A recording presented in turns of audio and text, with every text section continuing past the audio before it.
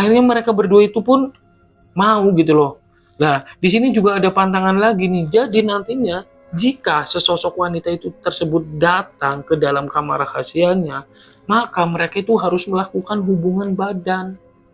Nah, nanti ketika nanti mereka itu sudah melakukan hubungan badan, itu tidak serta-merta di dalam kamar tersebut itu terdapat uang yang sangat banyak. Itu nggak seperti itu. Jadi menurut si juru kunci, jika mereka sudah selesai melakukan hubungan badan dengan sosok wanita itu, maka ketika wanita itu pergi, dia itu akan meninggalkan.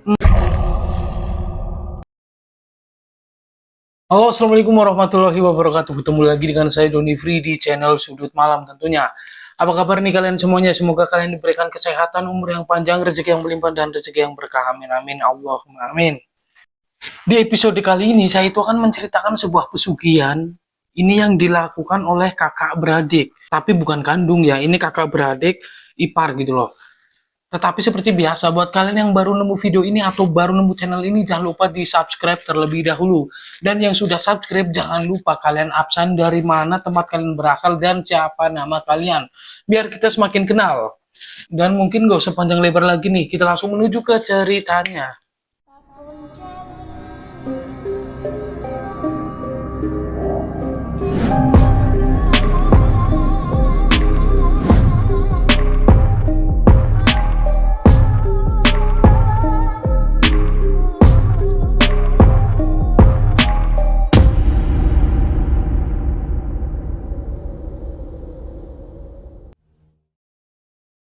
Sebut saja namanya itu Gono. Gono ini dia itu aslinya orang Jawa Barat nih, orang Bandung. Tetapi dia itu menikah dan sudah berkeluarga dengan orang Jawa, Jawa Tengah. Tetapi Jawa Tengahnya ini perbatasan dengan Jawa Barat nih. Nah, si Gono ini kesehariannya dia itu berdagang kerupuk keliling nih. Dia sekarang sudah memiliki 2 orang anak.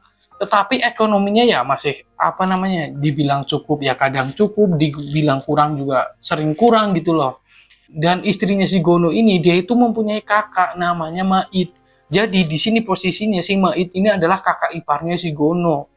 Dan si Mait ini pun tak jauh beda nih dengan si Gono. Keadaan ekonominya juga malah bisa dikatakan jauh banget nih sama si Gono. Si Mait ini lebih pokoknya kayak gitulah.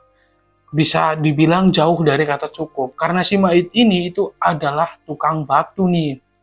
Dan tentu saja dia itu bekerjanya tidak setiap hari gitu loh.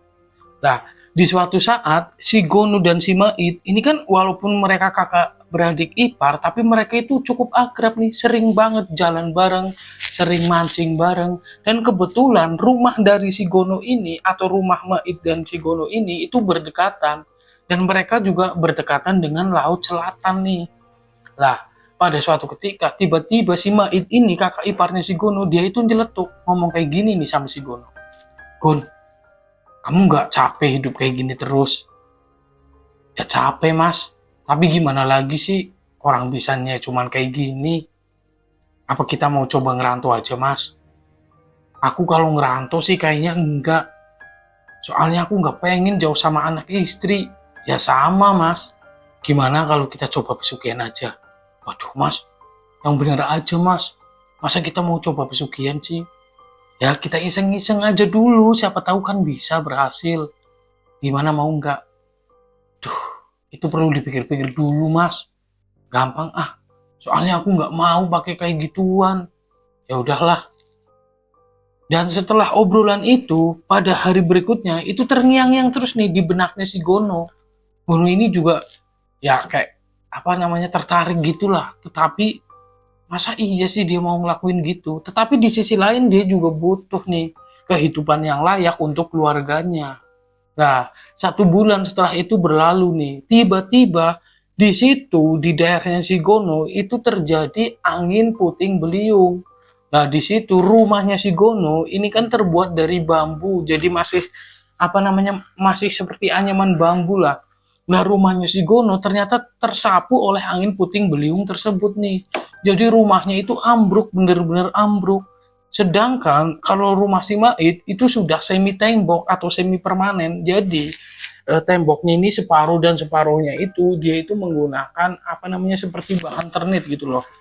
Lah di sini rumah si Mait itu aman, tetapi rumah si Gono itu terkelupas semua jadi roboh gitulah.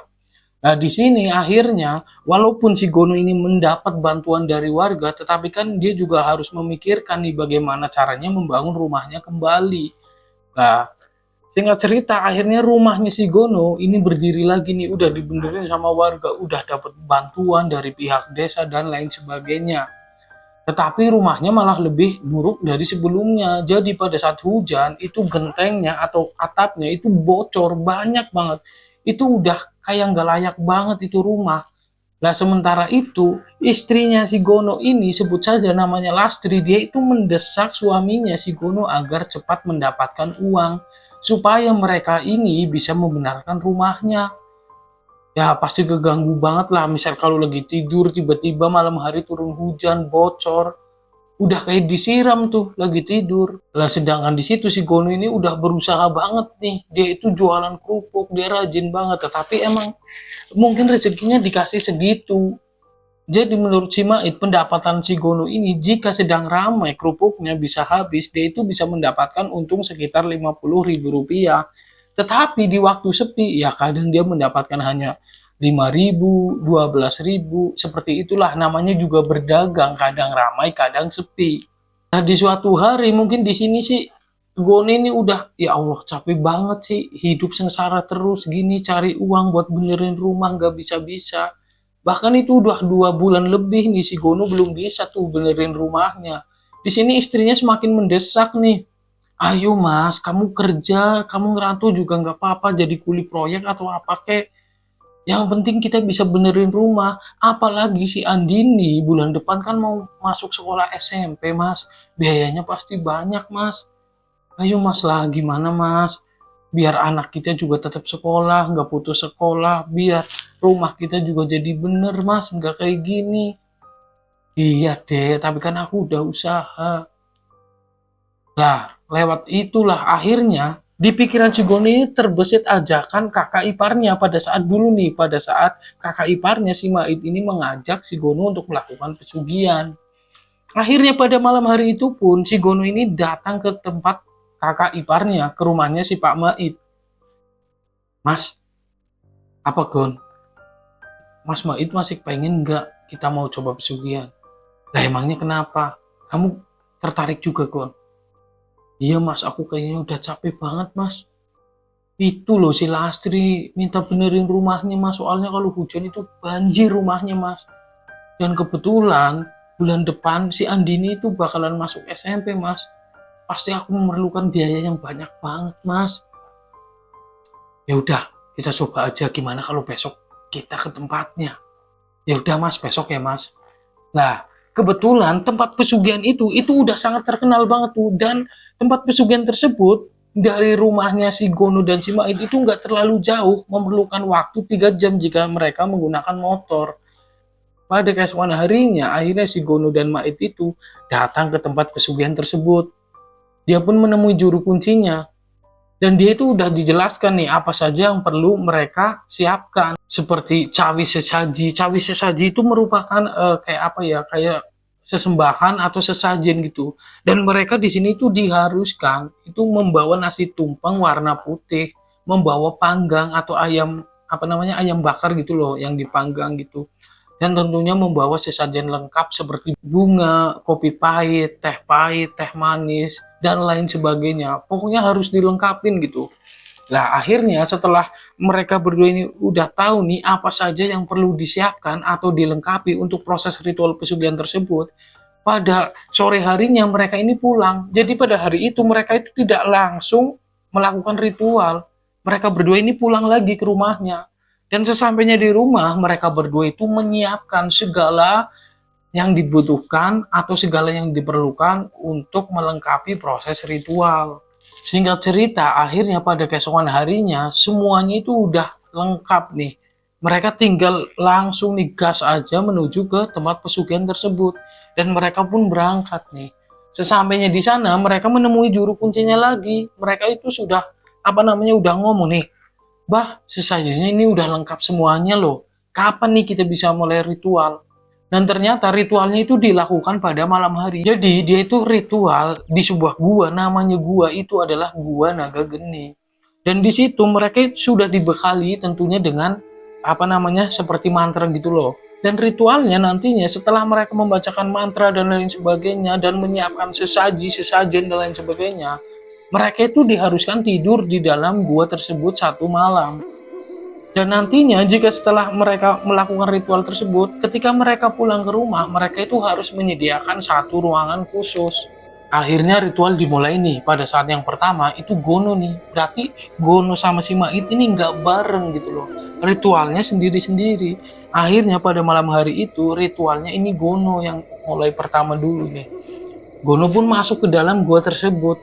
Dia itu membacakan mantranya, dia menyalakan apa namanya dupa, menyalakan kemenyan, dia menyerahkan sesaji-sesajinya, dia merapalkan mantra yang diberikan juru kunci tersebut, dan diakhiri dengan dia itu tidur di dalam gua tersebut selama 1 malam. Dan memang menurut si Pak Mait ini, ya nggak langsung apa namanya jadi pada malam hari itu. Jadi proses ritual kedua itu berada di rumahnya. Pada saat mereka itu harus menyiapkan satu ruangan khusus, dan itu adalah berhasil atau tidaknya itu di ruangan tersebut atau di rumah mereka sendiri. Nah, di keesokan harinya ini akhirnya pada malam harinya ini gantian nih si Pak Mait ini yang melakukan ritual. Pak Mait pun sama nih melakukan apa yang dilakukan oleh si Pak Gono. Menurut si Pak Mait pada malam hari itu suasananya chaos banget loh, serem banget, merinding gitu. Jadi di sisi lain itu kan ada suara kayak suara ombak gitu berdeburan ces ces, dan ada suara burung hantu, ada lolongan anjing yang kayak serigala gitu. Dan tentunya ada suara angin, dan itu menambah suasana malam itu menjadi horor banget, menjadi chaos banget. Nah di situ tetapi si Pak Mait ini harus dituntut untuk fokus membacakan doa atau mantra yang diberikan oleh si juru kunci. Nah, setelah selesai nih, Pak Mait udah menyalakan kemenyan, menyalakan dupa dan lain sebagainya, dan sudah membaca mantra rapalannya itu, Pak Mait akhirnya langsung tertidur.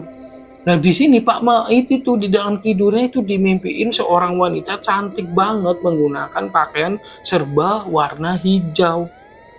Nah, di situ si Pak Mait itu kayak ditunjukin sama perempuan itu ditunjuk tuh, lihat tuh lah. Ketika Pak Mait itu melihat, ternyata itu banyak banget tumpukan emas. Singkat cerita, akhirnya pada pagi harinya Pak Mait ini terbangun, dan dia pun menceritakan nih sama si juru kuncinya bahwasanya semalam dia itu mimpi didatengin oleh sesosok perempuan itu menggunakan baju seperti pengantin tapi warnanya itu hijau semua, dan dia itu sosok perempuan itu menunjukkan emas yang sangat banyak. Dan menurut si juru kunci, wah ini pesugihannya ini berhasil nih, pasti udah dijamin gitu loh si Pak Mait. Singkat cerita, akhirnya Pak Mait dan Gono ini pulang kembali menuju ke rumahnya. Lah, di situ mereka berdua ini benar-benar menjaga rahasia tuh, nggak ada yang tahu dari mana mereka itu pergi dan habis ngapain, termasuk istri mereka berdua. Sesampainya di rumah, si Pak Mait dan Gono ini sudah menyiapkan ruangan khusus nih. Dan ruangan itu harus diberikan seperti wewangian, diberikan minyak misik. Lalu di atas kasurnya itu diberi bunga-bunga, jadi dihias seperti layaknya kasur itu adalah kasur pengantin baru gitu loh. Nah, di sini si juru kunci sebelum mereka berdua ini pulang itu sudah menjelaskan bahwasannya nanti jika pesugihannya berhasil, itu mereka pada malam hari itu pada saat tidur di ruangan rahasia tersebut, mereka itu akan didatangin sesosok wanita yang sangat cantik banget. Dan wanita tersebut itu yang seperti dimimpikan oleh Pak Mait, bahwasannya wanitanya itu dia itu menggunakan pakaian pengantin serba warna hijau. Lah, jika 3 hari setelah mereka itu pulang di ritual di gua tersebut, dan 3 hari tersebut tidak ada perempuan yang mendatangi mereka berdua, berarti pesugihan mereka itu gagal dan mereka itu harus mengulang lagi, harus tidur lagi di gua tersebut gitu loh. Nah, di malam pertama si Gono ini benar-benar gak ada tanda-tanda, soalnya mereka berdua itu sudah dijelaskan Jika sosok wanita tersebut akan datang, itu tanda-tandanya mereka itu mendengar seperti kereta kencana datang. Jadi seperti telapak kuda gitu loh. Ada bunyi kuda kerincing-kerincing dan tuk tak tuk tuk. Lalu disertai itu aroma wangi yang pokoknya wangi banget gitu loh. Si mbah dukunnya atau si juru kunci itu nggak bisa menjelaskan itu wanginya wangi apa gitu. Yang jelas itu wangi banget. Nah, pada malam hari tersebut, si Pak Gono ini benar-benar nggak membaca atau nggak merasa ada tanda-tanda itu.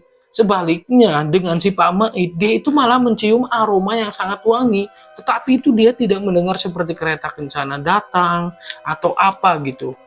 Nah, pada pagi harinya mereka berdua bercerita nih bahwasannya si Gono ini tidak membaca ada tanda-tanda kedatangan sosok wanita tersebut. Dan di sisi lain si Pak Maid ini dia itu bercerita bahwasanya semalam dia itu menghirup aroma yang sangat wangi. Tetapi suara kereta kencana atau kereta kuda itu tidak ada sama sekali. Nah, akhirnya mereka menunggu nih, lah mungkin malam besok nih gitu loh. Jadi menurut si juru kunci itu ada tumbalnya nih. Tumbalnya itu adalah orang yang masih ada hubungan darahnya. Lah berarti di sini kemungkinan itu yang akan dijadikan tumbal itu anaknya. Nggak mungkin istrinya, karena istrinya itu nggak ada hubungan darah dengan mereka berdua gitu loh. Tapi itu nggak tahu kenapa mereka berdua itu mantep banget nih. Padahal tumbalnya itu bisa jadi anak mereka berdua, tetapi mungkin mereka karena udah capek banget hidup susah, serba sengsara. Akhirnya mereka berdua itu pun mau gitu loh. Nah, di sini juga ada pantangan lagi nih. Jadi nantinya jika sesosok wanita itu tersebut datang ke dalam kamar rahasianya, maka mereka itu harus melakukan hubungan badan. Nah, nanti ketika nanti mereka itu sudah melakukan hubungan badan, itu tidak serta-merta di dalam kamar tersebut itu terdapat uang yang sangat banyak. Itu nggak seperti itu. Jadi menurut si juru kunci, jika mereka sudah selesai melakukan hubungan badan dengan sosok wanita itu, maka ketika wanita itu pergi, dia itu akan meninggalkan emas, tapi bentuknya itu seperti sisik gitu loh. Dan emas tersebut inilah yang akan membawa mereka ke dalam puncak kejayaan. Jadi misal pun mereka setelah melakukan ritual itu, mereka membuka toko, tokonya ini akan sangat cepat berkembangnya. Pokoknya apapun bisnis mereka, dan mereka jika mereka bekerja setelah mereka melakukan ritual tersebut, mereka itu bisa naik pangkat nih. Bisa karirnya naik terus, intinya kayak gitu. Lah singkat cerita, pada malam kedua ini si Gono ini lagi-lagi dan lagi dia itu nggak ada tanda-tanda bahwasanya akan muncul wanita tersebut. Nah, tetapi beda. Si Maid ini pada malam harinya dia itu mencium aroma yang sangat wangi. Dia mendengarkan ada telapak kaki kuda. Dia mendengar suara kerincing-kerincing seperti kereta kencana.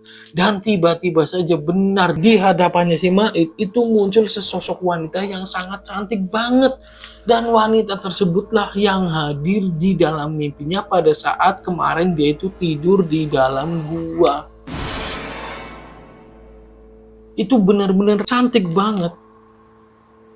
Pokoknya seumur-umurnya Pak Maid hidup, dia itu belum pernah melihat sesosok wanita yang sangat cantik seperti itu, sangat wangi, sangat mulus gitu loh.